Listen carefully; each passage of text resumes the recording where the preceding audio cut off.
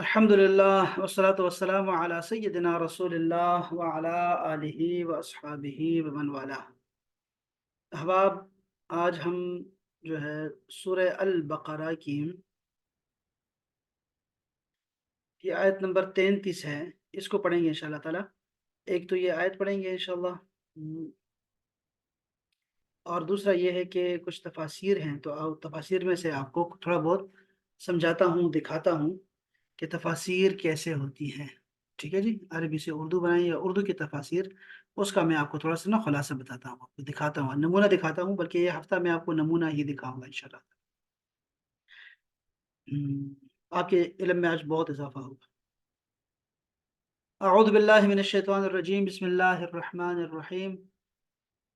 अल्लाह जल्ल शानहू ने फरमाया, काला, फरमाया, काला, उसने कहा, किसने कहा? अल्लाह ने कहा, या आदमो, ए आदम, अम्बिअहुम, उनको खबर दे, उनको खबर दे, उनको बताओ, बिअस्माइहिम, उन चीज़ों के नाम, उन चीज़ों के नामों की खबर उनको दे दे।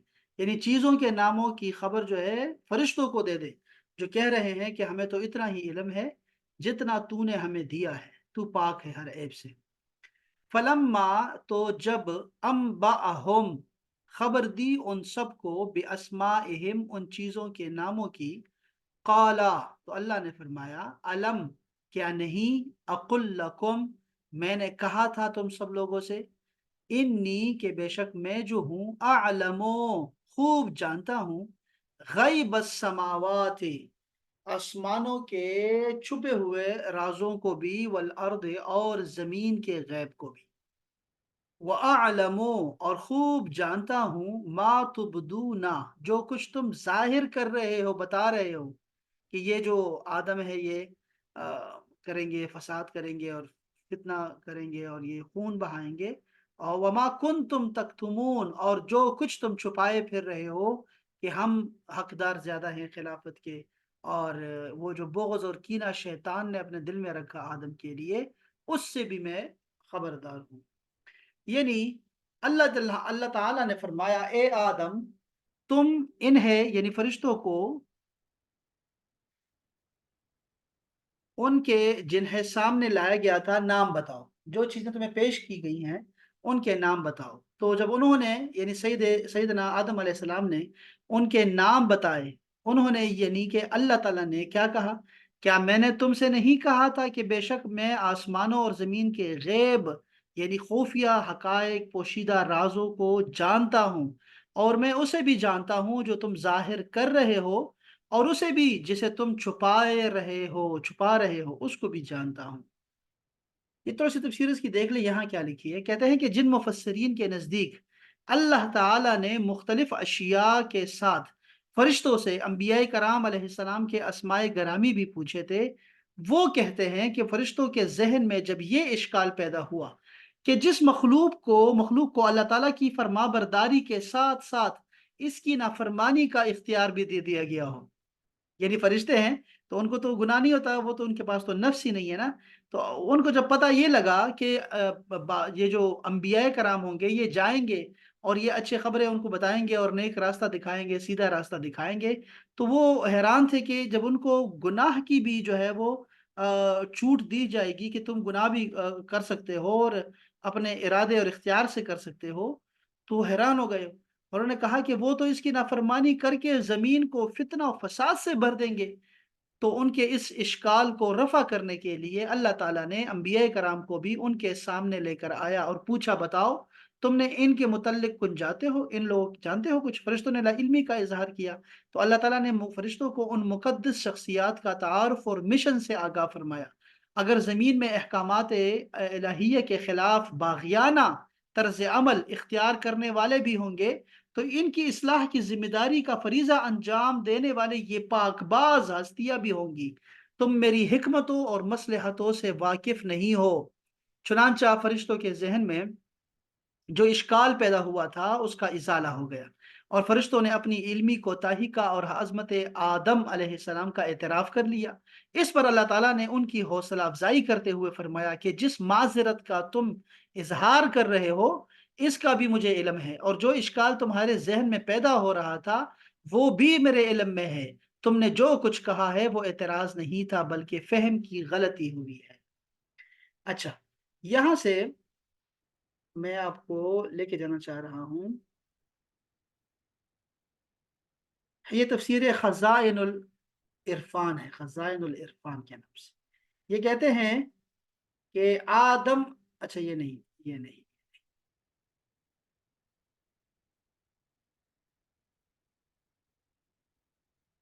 فرشتوں نے جو بات ظاہر کی تھی وہ یہ تھی کہ انسان فتنہ انگیز اور فساد انگیزی اور خونریزی کرے گا، یہ تو بتا دیا تھا۔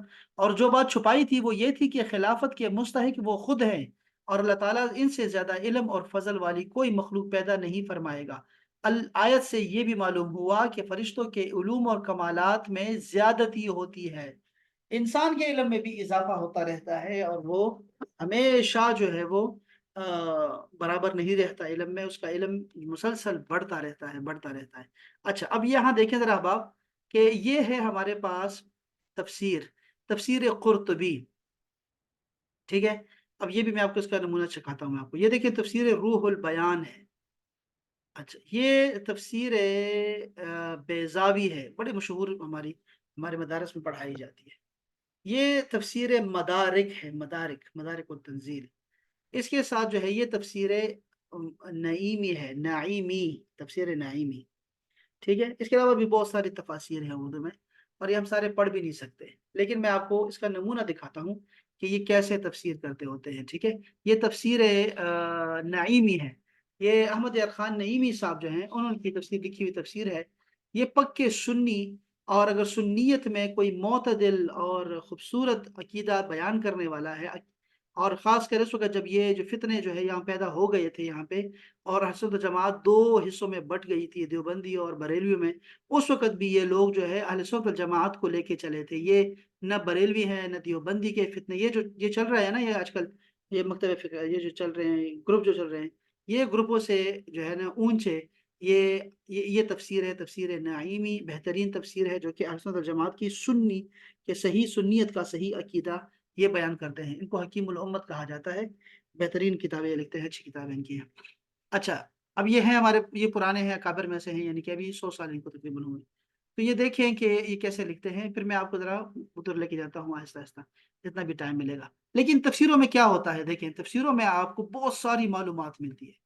اب تفسیروں کے ساتھ ہر ایک کے ساتھ جو ہے اس کا حوالہ نہیں لکھا ہوتا، تو آپ کے پاس ایک چوائس ہوتی ہے کہ آپ سرچ کریں۔ اب تو سرچ کرنا اتنا آسان ہو گیا ہے کہ نہ پوچھیں، تو یہاں آپ کو جو ملے گا وہ آپ حیران ہو جائیں گے کہ یار یہ کیا، یہ بات پہلی دفعہ سنی۔ علماء کرام کے پاس یہ تفاسیر ہوا کرتی تھی، جو ان کے پاس بہت ساری باتیں ہوتی تھی نا چیزوں کے بارے میں، ہر چیز کے بارے میں جانتے تھے، وہ ہر چیز کے بارے میں کچھ نہ کچھ جانتے تھے، وہ اصل میں یہ تفاسیر تھی ان کے پاس۔ میں ذرا آپ کو دکھاتا ہوں، ابھی تک جو میں آپ کو پڑھا رہا تھا نا، جس چیزوں سے دکھا رہا تھا آپ کو، وہ وہی ہے جو کہ ہم پڑھ رہے تھے۔ جیسے یہ تفاسیر میں کو دکھاتا ہوں، یہ جیسے میں نے بتایا سرات الجنان کے نام سے ہے، خزائن العرفان کے نام سے ہے۔ یہ دیکھیے تفہیم القرآن مودودی صاحب کی یہاں، یہ جیسے بیان القرآن اسرار احمد صاحب کی ہے، تفسیر ابن عباس، تفسیر ابن عباس ان کی ہے، ابن عباس کے، عبداللہ ابن عباس کی رضی اللہ تعالیٰ عنہ۔ اسی طرح امام ابوبکر ایک ہے، یہاں پہ بہت سارے جو غیر معروف ہے۔ ایک ہے راغب اصفہانی، امام راغب اصفہانی، ان کی تفسیر جو ہوتی ہے، یہ دیکھیں یہ لفظوں کے بارے میں بتاتے ہیں کہ یہ آسمان سے کیا مراد ہے، زمین سے کیا مراد ہے، غیب سے کس کو کہتے ہیں، یہ آدم کس کو کہتے ہیں، یہ آپ کو یہ بتایا کریں گے یہ والے۔ تو ان کے بغیر کوئی تفسیر مکمل نہیں ہوتی۔ اب جو بھی بندہ تفسیر کرے گا نا، امام راغب اصفہانی کی جو تفسیر ہے مفردات القرآن کے نام سے، اس کے بغیر تفسیر مکمل نہیں ہو سکتی۔ تو وہ اگر حوالہ دے تو ٹھیک ہے، حوالہ نہ دے تب بھی وہ یہاں سے لیتے ہوتے ہیں۔ اسی طرح معارف القرآن ہے، اسی طرح جو ہے وہ بھٹوی صاحب کی، سلام سلام بھٹوی صاحب کی، ایک ہے گیلانی عبدالرحمن گیلانی صاحب کی تفسیر تھی، ایک یہ حافظ صلاح الدین یوسف صاحب کی ہے، ایک علامہ ابن کثیر کی تفسیر تھی، اور بہت ساری تفاسیر یہاں پہ جو ہے نا وہ ترجمے بہت سارے ہیں، اور اس میں جو ہے وہ سب کے ہیں، تمام مکاتب فکر کے انہوں نے لیے ہوئے ہیں، تو یہاں سے بھی آپ کو خوب معلومات مل جایا کرتی ہیں۔ اور یہ جلندری صاحب کا ترجمہ ہے اس میں، اور یہ نجفی دیکھیں تشیع کا بھی ہے، جوادی صاحب کا بھی ہے، مودودی صاحب کا بھی ہے، مفتی نعیم صاحب کا اور تقی عثمانی صاحب کا، یہ نور الایمان، کنز الایمان احمد رضا خان بری رحمۃ اللہ علیہ کا، اور ڈاکٹر صاحب کا، حضرت القادری صاحب کا، ان کا بھی ترجمہ، سب کے تراجم جو ہے وہ آپ کو بتاتے ہیں۔ اب میں آپ کو پرانی تفاسیر دکھاتا ہوں کہ یہ لوگ کیسے تفاسیر کرتے تھے اور کیا فائدہ آپ کو حاصل ہوتا ہے اس سے۔ اب یہاں آدم علیہ السلام کا نام آیا نا، تو انہوں نے آدم علیہ السلام کے نا ان کے پورا نکالا، شجرہ نکالا کہ وہ کیا ہوا کیا نہیں ہوا تھا۔ یہ چیزیں مزہ دیتی ہیں بہت زیادہ، کہ آپ کو اب اس میں کوئی چیز، کسی چیز کے بارے میں آپ کو ڈاؤٹ ہو نا، تو آپ جا کے سرچ کر سکتے ہیں، اتنا آسان ہے، اب تو کوئی چیز بھی جو ہے نا وہ دور نہیں ہے ہمارے ہاتھوں سے۔ تفسیر عزیزی وغیرہ میں ہے کہ اب یہ ساری تفاسیر میں یہی لکھا ہے، انہوں نے وغیرہ لکھ دیا لیکن یہاں ساری تفاسیر میں یہی ہے کہ آدم علیہ السلام کی پیدائش کا واقعہ اس طرح نقل ہے کہ حق تعالی نے حضرت جبرائیل علیہ السلام کو حکم دیا کہ تمام روئے زمین سے ہر قسم کی سیاہ، سفید، سرخ، کھارا، میٹھا، نرم، خشک ایک مٹھی خاک اٹھا کے لے آؤ، مکس سب کا۔ حضرت جبرائیل جب زمین پر تشریف لائے تو خاک اٹھانی چاہی، زمین نے سبب پوچھا۔ حضرت جبرائیل نے سارا واقعہ بیان کر دیا کہ آدم جو ہے وہ خلیفہ بنایا جا رہا ہے، ان کی پیدائش کرنی۔ زمین نے عرض کیا کہ میں اس سے خدا کی پناہ پکڑتی ہوں تو مجھ سے خاک اٹھا کر انسان بنائے، جس کی وجہ سے میرا کچھ حصہ جہنم میں جائے گا۔ بات سمجھ لیں، زمین نے یہ کہا کہ اب اس کا مطلب ہے کہ آدم گناہ کرے گا اور میں بھی جو ہے ساتھ میں جہنم میں جاؤں گی، تو مجھے معاف رکھو۔ حضرت جبرائیل خالی واپس لوٹ آئے اور عرض کیا خدایا زمین نے تیری عزت کی پناہ پکڑی ہے، تیری عزت کا واسطہ دیا ہے، میں تیرے نام اور عزت کے ادب سے اس کی خاک نہ اٹھا سکا۔ یہ دیکھو نا کتنا پیارا انہیں بیان کیا۔ حضرت حق تعالیٰ نے پھر حضرت اسرافیل کو بھیجا، پھر میکائیل کو بھیجا باری باری، مگر وہ بھی اسی طرح واپس آ گئے۔ زمین روتی رہی کہ مجھے کیوں جہنم میں اس کی وجہ سے، آدم کی وجہ سے، بنی آدم کی وجہ سے کیوں داخل کرنا چاہتے ہو، تو مجھے معاف رکھو۔ آخر میں حضرت ملک الموت اسرائیل کو بھیجا گیا، انہوں نے زمین کی ایک بھی نہیں سنی، بلکہ فرمایا میں تو اللہ کے حکم کا تابع دار ہوں، تیری عاجزی زاری کی وجہ سے رب کی اطاعت نہیں چھوڑوں گا۔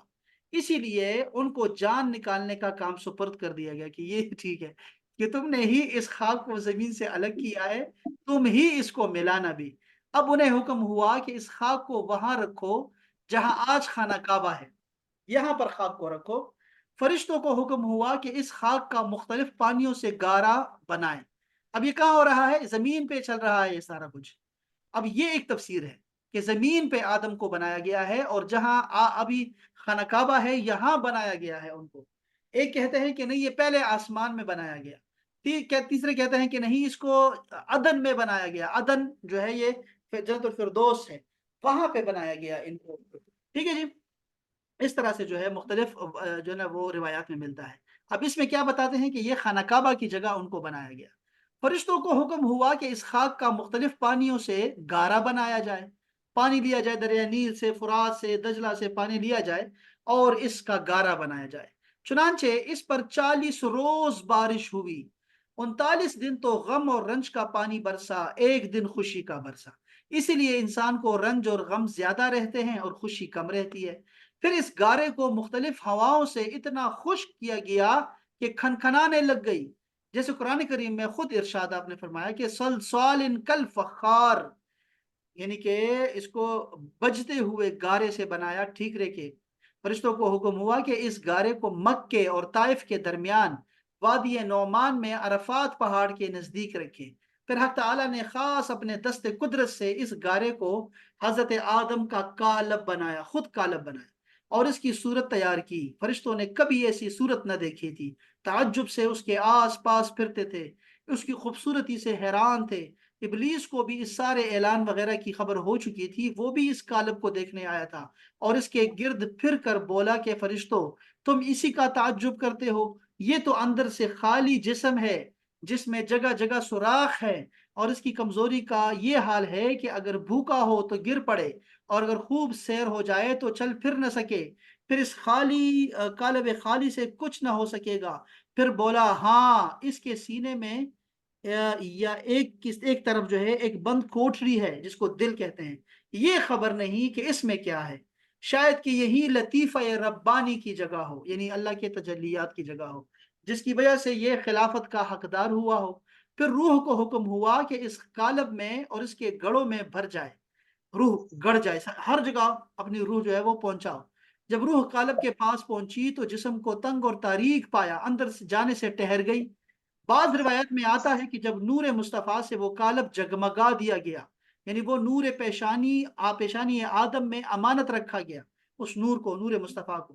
اب روح آہستہ آہستہ داخل ہونے لگی، ابھی سر میں تھی روح، آدم علیہ السلام کو چھینک آ گئی اور زبان سے نکلا الحمدللہ۔ حق تعالیٰ نے ارشاد فرمایا یرحمک اللہ، یہی اب سنت ہے۔ جب روح کمر تک پہنچی، حضرت آدم نے اٹھنا چاہا مگر گر پڑے، کیونکہ نیچے کے دڑ میں روح پہنچی ہی نہیں تھی۔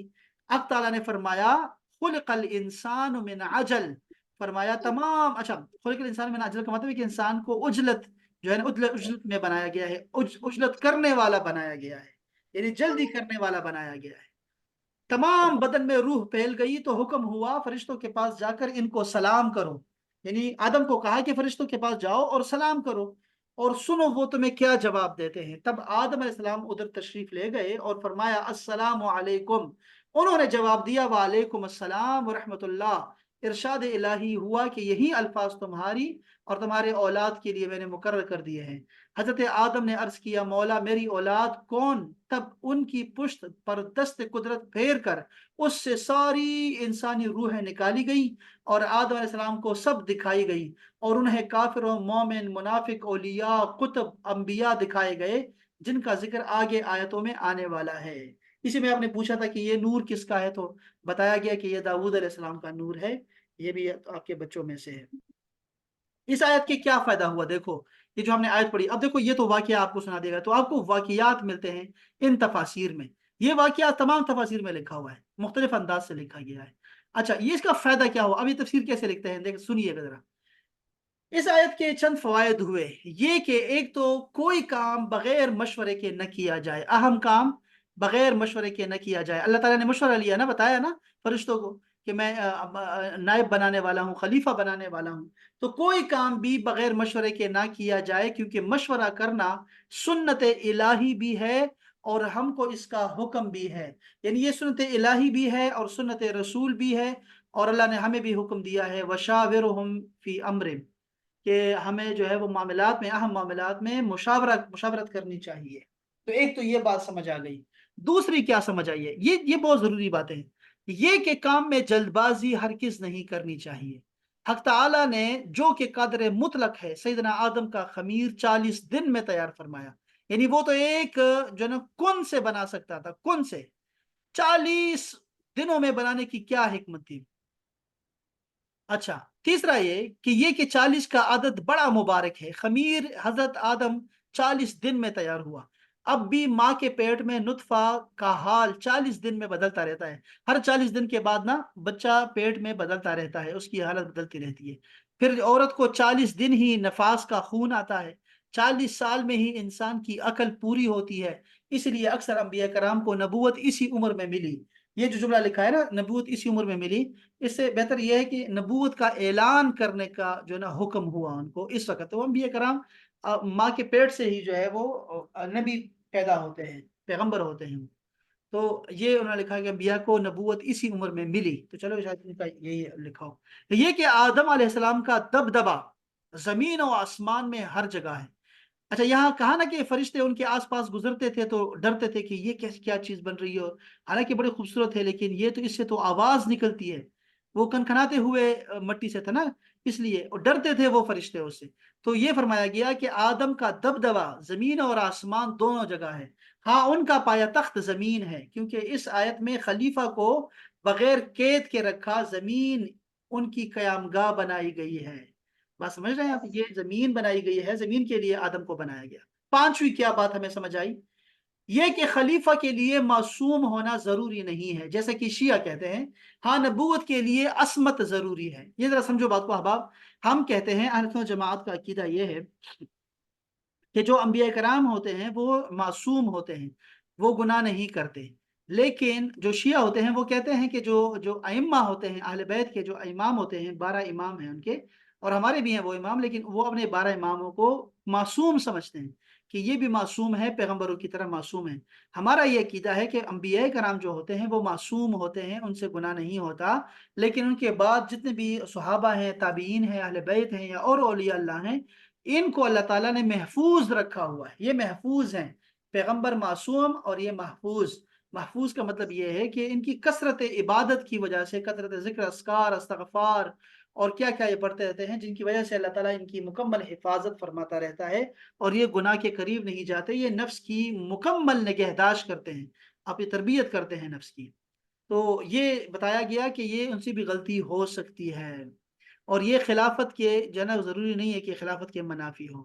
اچھا، یہ کہ خلیفہ کا ظاہر ہونا، غائب ہونا، اچھا یہ ٹھیک ہے، یہ تو دوسری باتیں ہیں، ہمارے ایسے کوئی ہے نہیں، اسے لیں دیں۔ یہ کہ چھوٹوں کو یہ حق حاصل ہے کہ بڑوں کی حکمت، کام کی حکمت پوچھیں۔ فرشتوں نے پوچھا نا، جیسے فرشتوں سے پوچھا کہ یہ کیوں بنانے لگے ہیں جبکہ یہ تو خون بہائے گا، تو اس کا مطلب ہے کہ جو چھوٹے ہیں وہ اگر آپ سے سوال کریں، شاگرد استاد سے سوال کر سکتے ہیں، اور جو چھوٹے ہوں گے، بچے ہوں گے، وہ اپنے بڑوں سے سوال کر سکتے ہیں کسی بھی معاملے میں، جب ان کو سمجھ نہیں آ رہی ہوگی تو وہ پوچھ سکتے ہیں۔ آٹھویں بات جو ہم نے سیکھی وہ یہ کہ بڑوں کو یہ حق حاصل ہے کہ راز کی بات چھوٹوں پر ظاہر نہ کرے، یہ ٹھیک ہو گیا نا۔ بچوں کو یہ حق حاصل ہے کہ وہ سوال کرے، اور بڑوں کو یہ حق حاصل ہے کہ اگر کوئی بڑے لیول کی بات ہے تو اس کو ظاہر ہی نہ کرے۔ جیسے اگر میں پڑھاتا ہوں، جیسے میں تو ابھی خود پی ایچ ڈی کر کے بیٹھا ہوا ہوں، لیکن اگر میں پڑھا رہا ہوں پانچویں کے بچوں کو، اور پانچویں کا بچہ مجھ سے کوئی سوال کرے تو میں کیا کہوں گا؟ میں کہوں گا یہ بعد میں آنے والا ہے، آپ جو نا ابھی چھوٹے ہو، جیسے آگے بڑے ہوگے تو بتا دیا کروں گا، آپ کو سمجھ آتی رہے گی۔ ابھی میں فقہ پڑھا رہا ہوں، جیسے فقہ میں مسائل آتے ہیں، غسل کے مسائل آتے ہیں، اور پتہ نہیں کیا کیا مسائل ایسے آتے ہیں، خواتین کے بیماریوں کی باتیں آتی ہیں، اور وہ بالکل چھوٹی سی کتابوں میں لکھا ہوا ہے۔ اب چھوٹے بچوں کو کیا سمجھائیں؟ اب چھوٹے بچے جو نابالغ بچے ہیں ان کو کیا بتائیں گے کہ یہ کیا ہے، یہ جو بیماریاں ہیں یہ کیا ہیں، یا یہ جو غسل ہوتا ہے یہ کب واجب ہوتا ہے، اس کو کیا سمجھ آئے گی؟ تو اس کو یہی کہیں گے نا کہ تھوڑا صبر کر لے، تو بعد میں آگے یہ چیزیں دوبارہ آئیں گی اور پھر بتائیں گے آپ کو۔ اسی لیے میں آپ کو ہمیشہ یہ کہتا رہا ہوں، جو بچے پرانے ہیں ان کو پتہ ہے کہ اکثر سوال جو ہوتے ہیں نا وہ فضول ہوتے ہیں، اکثر سوال کے جواب ضروری نہیں ہے، بلکہ یہ آج کے ہمارے سبق میں بھی ہے، یہی بات ہم پڑھ رہے ہیں نا، تو اسی تفسیر میں یہ بھی باتیں آئیں گی کہ ہر سوال ضروری نہیں ہوتا جواب دینا اس کا، یہ آپ نے یاد رکھنا ہے، اس بات کو آپ نے یاد رکھنا ہے۔ اچھا، تو کل ملا کے ہاں کورس کی بات ہے، میں کہہ رہا تھا کہ جو کورس ہوتا ہے نا کسی بھی، جیسے قرآن مجید نازل ہو رہا تھا، پورا ایک کورس ہے، اس پہ اللہ تعالیٰ نے جب مکی صورتیں نازل کی ہیں تو اس صحابہ کرام سوالات کرتے تھے، لوگ آتے تھے سوالات پہ سوالات کیے جا رہے ہیں، یہ کیا ہے، وہ کیا ہے، اتنا کرے تو کیا ہوگا، اتنا کرے تو کیا ہے، یہ فرض ہے کہ نہیں، یہ سنت ہے کہ نہیں، یہ آپ کا مشورہ ہے یا فرض آپ نے کر دیا میرے اوپر، تو سوالات بہت کرتے تھے، اور رسول اللہ صلی اللہ علیہ وسلم نے سوالات سے منع فرما دیا اور کہا کہ پہلی امتیں ہلاک ہو گئی ہیں سوالات کی وجہ سے، اپنے انبیاء کرام سے سوالات کرتے تھے، پھر اختلاف کرتے تھے اور وہ ہلاک کر دیے جاتے تھے، تو تم سوالات زیادہ نہ کرو۔ اس لیے سیدنا عمر فاروق فرماتے ہیں کہ ہم انتظار کرتے تھے کہ کوئی گاؤں سے آئے کوئی بندہ اور بے دھڑک سوال کرنا شروع کرے، تو ہمیں کوئی نئی بات، ہمیں اور بھی باتیں جو نا سمجھ لگے۔ اصل میں قرآن مجید نازل ہو رہا تھا، آہستہ آہستہ چیزیں نازل ہو رہی تھیں، اور جو استاد ہوتا ہے وہ خوب سمجھدار ہوتا ہے کہ میں نے کس لیول پہ کیا بات کرنی ہے۔ تو بہرحال یہ بات ہو گئی کہ چھوٹے پوچھ سکتے ہیں، اور اچھی بات ہے، استاد کو نہیں جھڑکنا چاہیے، اور بڑوں کو یہ حق حاصل ہے کہ وہ کہیں کہ آگے آنے والا ہے، بے فکر ہو جاؤ، اللہ خیر کرے گا انشاءاللہ۔ اسی طرح ہم نے نوی چیز کیا سیکھی ہے، یعنی 9 نمبر پہ ہم نے کیا فائدہ ہمیں حاصل ہوا، یہ کہ علم عبادت سے افضل ہے۔ آپ نے دیکھا کہ فرشتوں نے کہا کہ ہم تمہاری تسبیح کرتے ہیں، تقدیس کرتے ہیں اور عبادت کرتے ہیں، مانتے ہیں بات کو، لیکن پھر بھی تم خلیفہ بنانے لگے ہو، آدم کو کیوں بناتے ہو؟ اس کا مطلب یہ ہے کہ علم، اللہ پاک نے جو پہلی دلیل دی ہے نا فرشتوں کو چپ کرانے کے لیے، وہ کیا دیا ہے؟ آدم کو علم دے دیا، اور رسول اللہ کو کیا دیا؟ رسول اللہ کو جو وہی قرآن دیا ہے، پہلی وہی میں فرما دیا اقرا، پڑھو پڑھو پڑھو، جو پڑھے گا وہی آگے دنیا سنبھالے گا۔ تو یہ علم کی بہت بڑی فضیلت ہے اللہ تعالیٰ کے ہاں، بہت بڑی۔ تو یہی آپ نے دیکھا کہ علم عبادت سے افضل ہے، کیونکہ فرشتے کیا تھے؟ عابد تھے، اور آدم علیہ السلام عالم تھے، مگر آدم علیہ السلام افضل ہوئے۔ اچھا یہ بھی ہے، اور قیامت کے دن جو وہ جو میں نے آپ کو بہت بتاتا ہوں، آپ پھر بتاتا ہوں آج پھر، اور اللہ کرے کہ اللہ ہمیں اسے شامل کرے، کہ اللہ پاک جب قیامت کے دن ہوگا تو عابد اور عالم ایک ساتھ اللہ کے سامنے آئیں گے، تو اللہ تعالیٰ جو ہے وہ عابد کو کہے گا جو عبادت کرنے والا ہوگا کہ تو جنت میں چلا جا، جا جنت میں چلا جا، تو وہ جنت میں جائے گا عابد، اور جو عالم ہوگا اللہ تعالیٰ اس سے فرمائے گا کہ تو یہاں ٹھہر جا، اور میں نے تمہیں علم اس لیے نہیں دیا تھا کہ میں تمہیں عذاب دوں، میں نے تمہیں علم اس لیے دیا ہے تو یہاں ٹھہر جا کہ لوگوں کی شفاعت کرو، جس کو جانتے ہو اس کی شفاعت کرو۔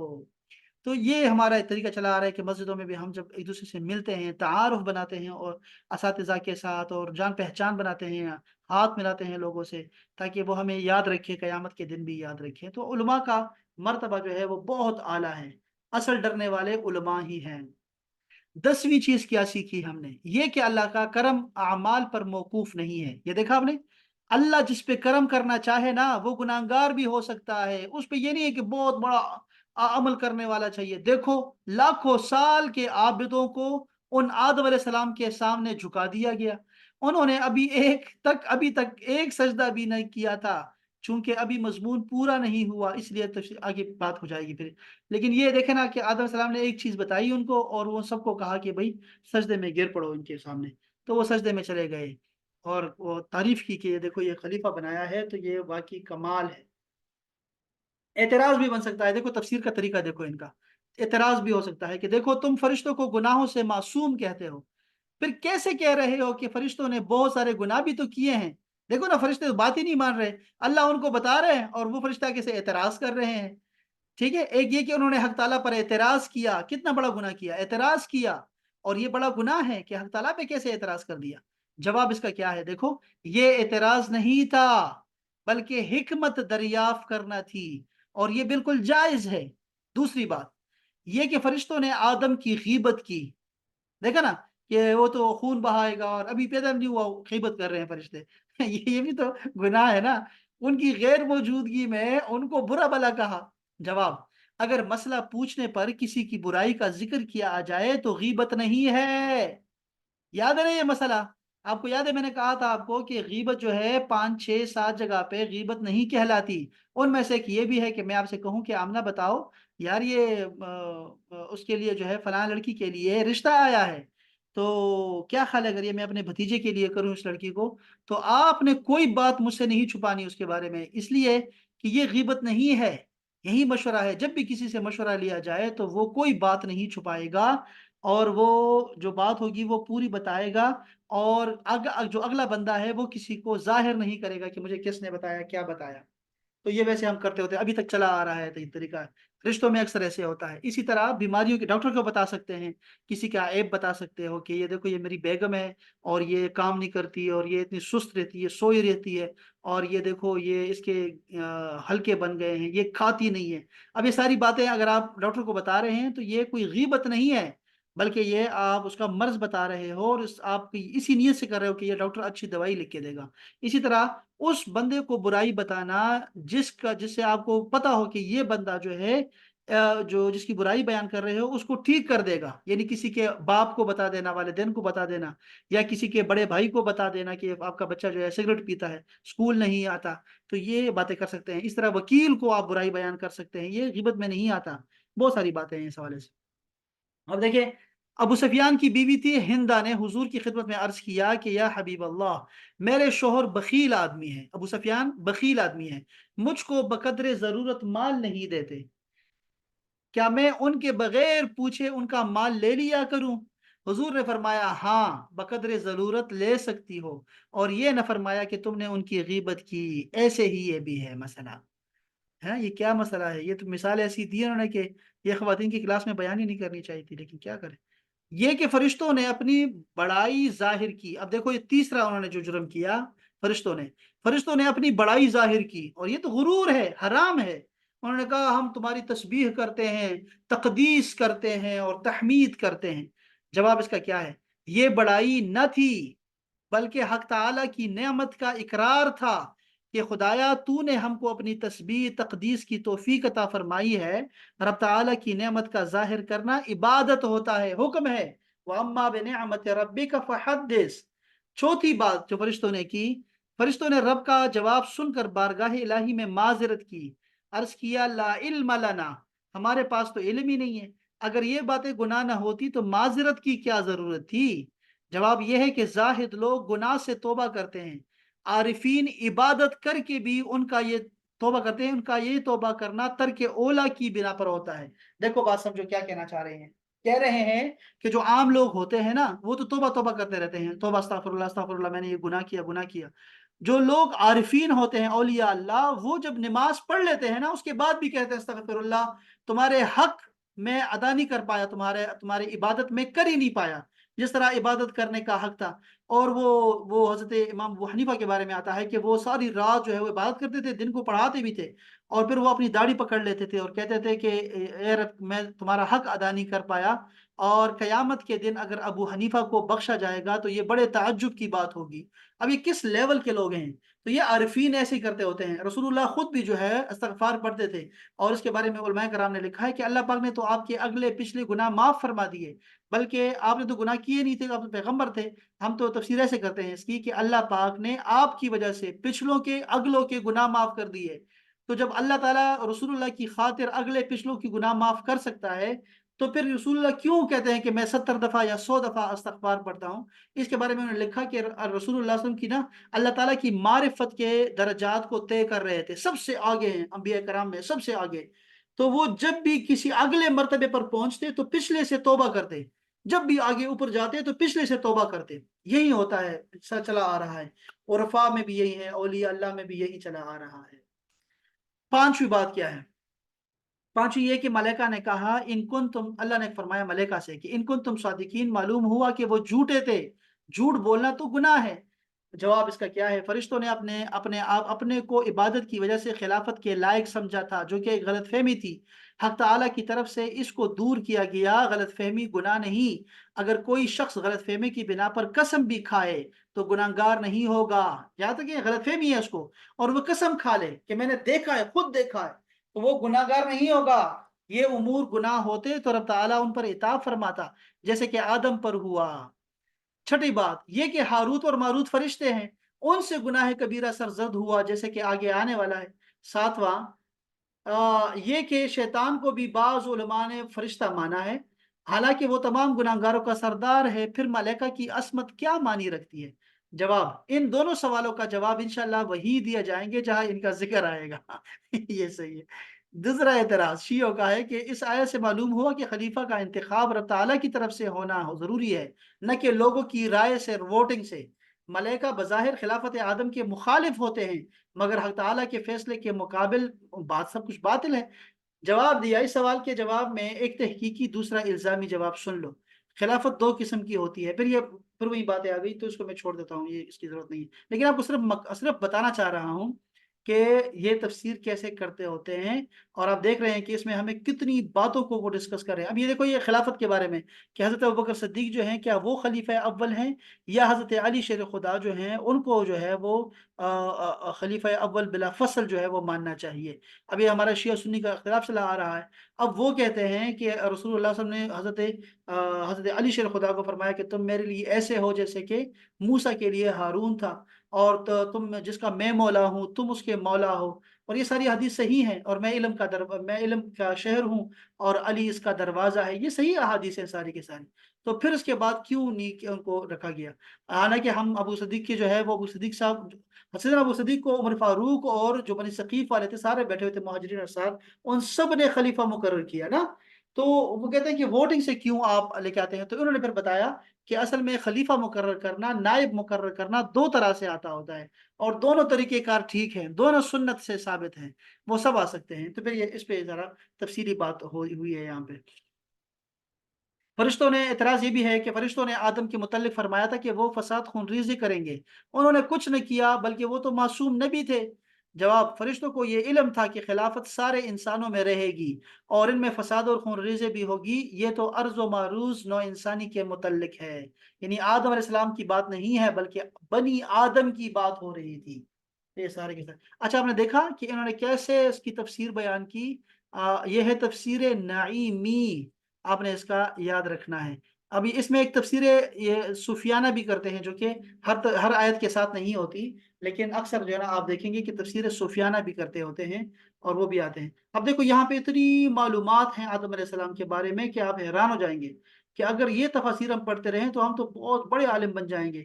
اب یہ دیکھیں، انہوں نے سارا بتایا کہ آدم علیہ السلام جب پیدا ہوئے، آدم کا لفظ کیا ہے، آدم کس کو کہتے ہیں، وہ سارا انہوں نے بتایا ہوا یہاں پہ۔ انہوں نے عربی زبان کیسے پڑھتے تھے، اللہ پاک نے عربی زبان چھین لی ان سے، پھر سریانی زبان ان کو دے دی، وہ کیا معاملہ تھا، وہ سارا یہاں لکھا ہوا ہے سارا۔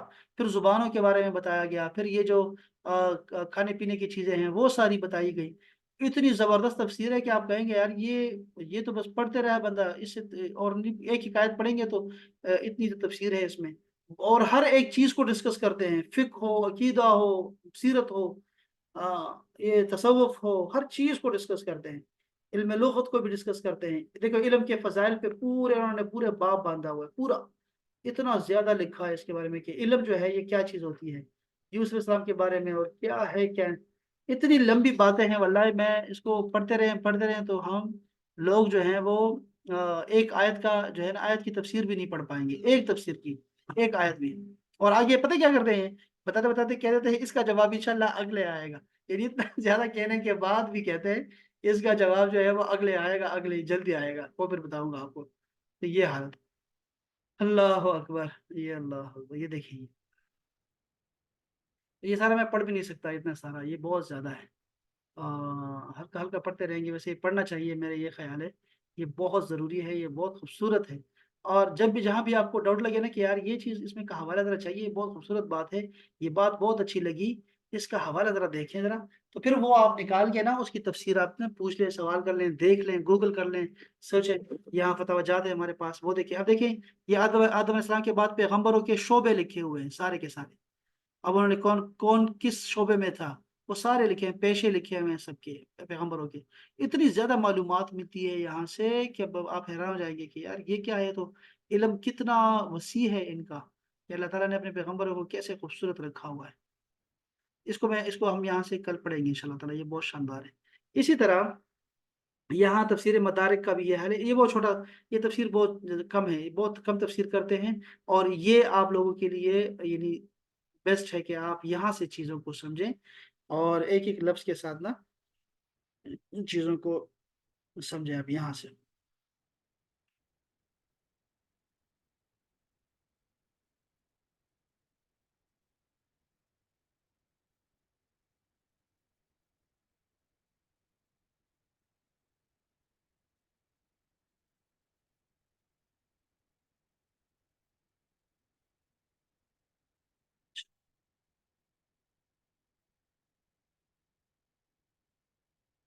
ये तफसीर बेज़ावी है, इन्होंने ये जो हमारी हमारे मदारस में पढ़ाई जाती है, बड़ी खूबसूरत किस्म की जो है ना इन्होंने जो है वो बयान किया। देखो मैं उसमें से कुछ आपको बता देता हूँ कि वो क्या कहते हैं। इस आयत के तहत इमाम बेज़ावी ने चंद निकात बयान किए हैं। कहते हैं कि इंसान की शराफत मलाइका पर और इल्म की फजीलत इबादत पर ज़ाहिर हो रही है।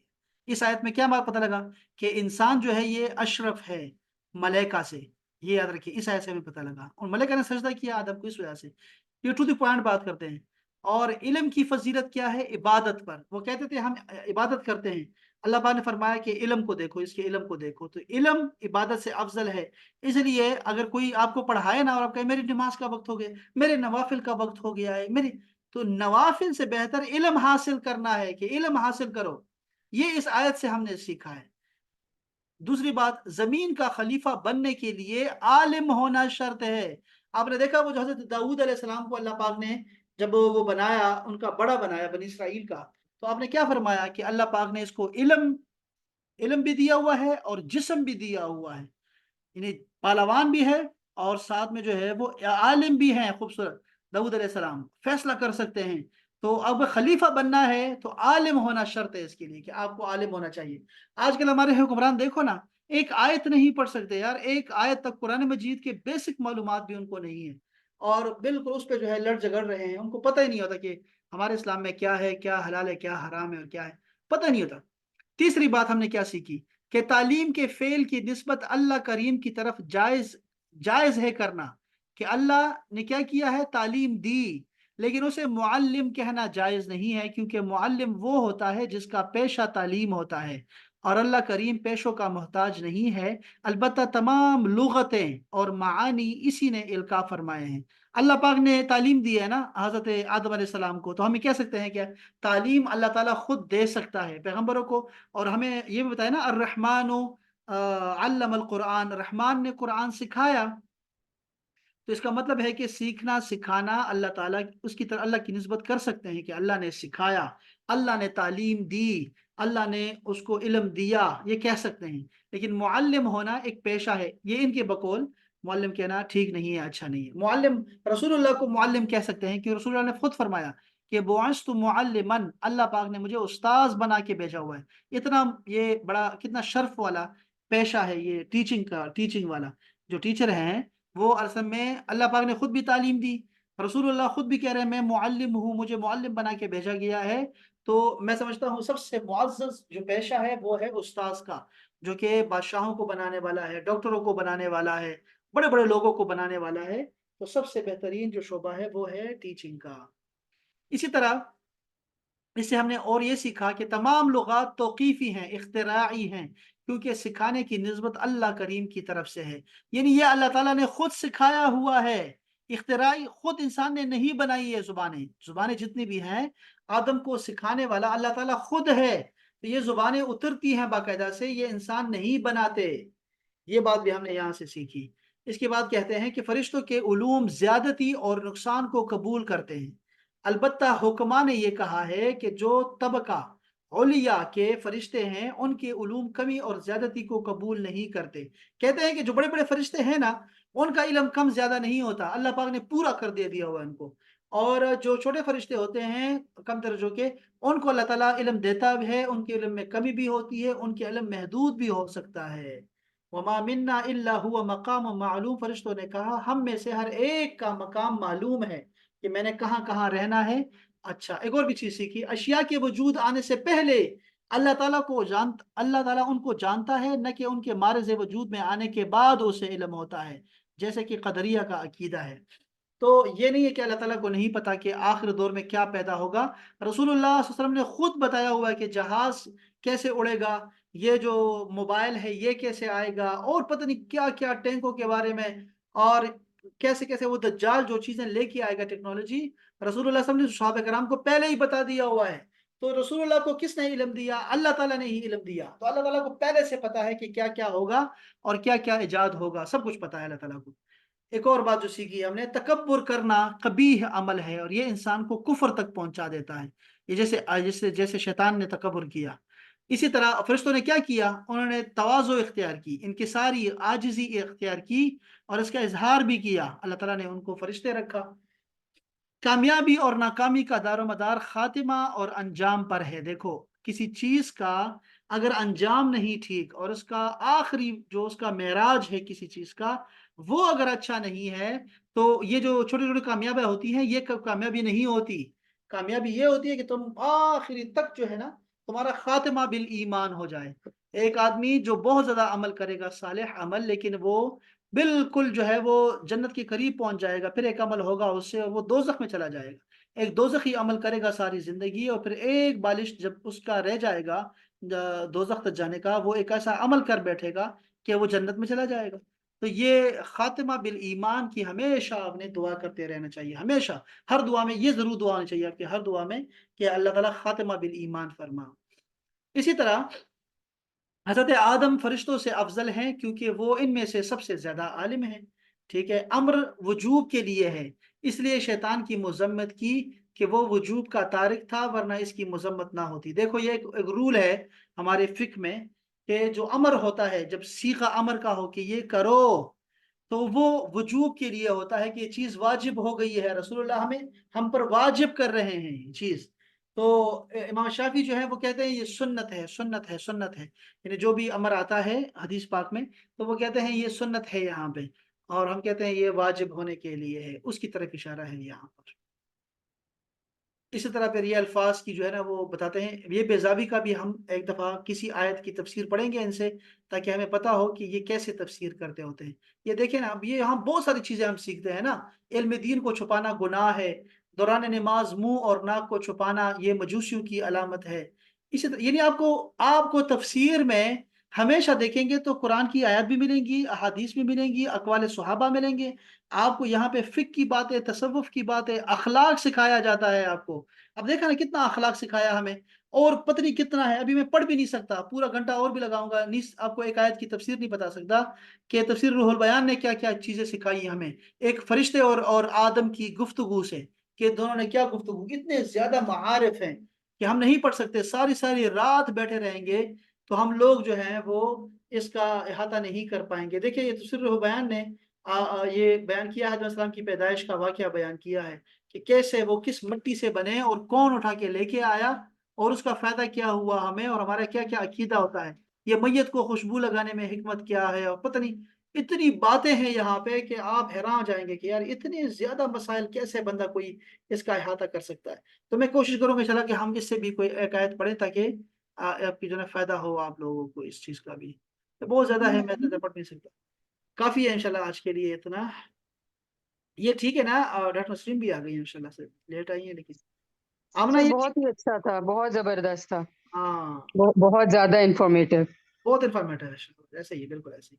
ماپارا کیسا لگا آپ کو یہ والا، یہ تفسیر نعیمی اور تفسیر روح البیان بیضاوی کا ماپارا کو؟ سر بہت ایکسیلنٹ ہے، بہت اچھا ہے سر۔ اتنی معلومات تو ہمیں عام اس میں ملتی ہی نہیں ہے، پتہ ہی نہیں چلتا ہے۔ ہاں ایسے ہی بالکل ایسے ہی ایسے ہی۔ ڈاکٹر صاحب آپ بہت لیٹ آئی ہیں آپ، میں تو ہاں سر جی، میں 15 منٹس لیٹ آئی ہوں، کوئی ہاں ضروری کام تھا۔ تو میں بس ایسے میں آج بہت زیادہ تھا، میں یہ سارے 5 تھے، میں نے 5 وہ پڑھنے تھے تفاسیر، لیکن میں وہ آپ کو دیکھ رہا تھا کہ آپ آئیں کہ نہیں آئی، اس لیے میں نے آج ناظرہ بھی نہیں سنا کسی کا بھی، میں نے کہا ذرا میں آج بولنا چاہتا ہوں۔ یہ تو چلیں بہت اچھا تھا، شکر ہے میں نے جوائن کر لیا، ہاں بہت یہ اچھا اچھا ہو گیا، اور کل انشاءاللہ میں آپ کو ایک اور یہ تفسیر اس سے پڑھاؤں گا، آپ کو حیرانگی ہوگی کہ یہ تو ہم نے جو کل پڑھا تھا اس کا بالکل ڈبل ٹرپل مل گیا ہمیں، یہ تو بہت زیادہ مل گیا، تو یہ واقعہ بہت زیادہ ہے۔ میں چاہوں گا اس کو ذرا مزید پڑھنا چاہوں گا آدم علیہ السلام کے واقعات کو، چونکہ یہ بہت دفعہ قرآن مجید میں بار بار آئیں گے، تو ہم ایک دفعہ ہی پڑھ لیتے ہیں تاکہ ہم ساری باتیں سمجھ جائیں، چونکہ یہ تفاسیر میں صحیح یہ ہوتا ہے، تفاسیر میں کہ یہ آپ کو ایک دفعہ بتا دیتے ہیں، جہاں بھی پہلی بار آئے گا نا، ابھی ملائکہ کی بات آئی تو ملائکہ کے بارے میں ساری باتیں بتا دیں گے، بعد میں کہیں گے جا کے اس آیت میں دیکھ لو جو ہم نے پہلے بیان کر دیا، جا کے دیکھ لو وہاں پہ، تو بہتر ہے کہ ہم یہاں پڑھ کے جائیں انشاءاللہ یہاں سے، ٹھیک ہے انشاءاللہ صحیح ہے، انشاءاللہ۔ چلیں جی آپ بہت شکریہ، سلامت رہیں، خوش باش رہیں، آپ کی سماعتوں کا بہت شکریہ، السلام علیکم ورحمۃ اللہ۔ وعلیکم السلام ورحمۃ اللہ۔